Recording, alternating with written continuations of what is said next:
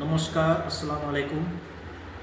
মোৰ সামাজিক মাধ্যমৰ বন্ধুসকলক আজি দুই চাৰিটা কথা অৱগত কৰিবলৈ মই এই ভিডিঅ'টো প্ৰস্তুত কৰিছোঁ। আমাৰ বিন্নাকান্দি সমষ্টিৰ বিষয়ে মই দুই চাৰিটা কথা আলোচনা কৰিম। যিহেতু নিৰ্বাচন গ'ল,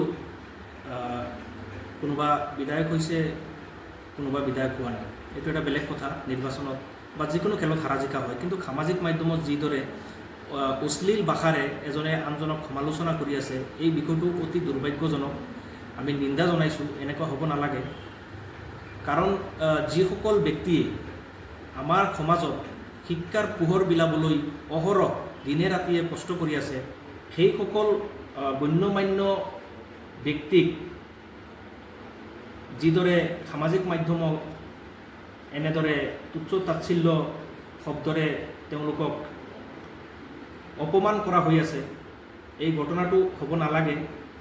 গতিকে মই অনুৰোধ কৰিম, তুমি কাৰোবাক সমালোচনা কৰাৰ আগতে সমাজৰ কাৰণে তুমি কি কৰিছা এবাৰ নিজকে নিজে প্ৰশ্ন কৰিবা।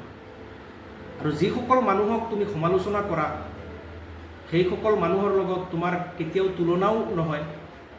গতিকে নিৰ্বাচন কেন্দ্ৰিক দুখ মনত লৈ সমাজৰ এনেকুৱা মানুহক সমালোচনা কৰাটো কোনো পৰ্যায়ে আমি এইটো মানি নলওঁ। গতিকে এইবিলাকৰ পৰা বিৰত থাকিবলৈ মই অনুৰোধ জনালোঁ। ধন্যবাদ।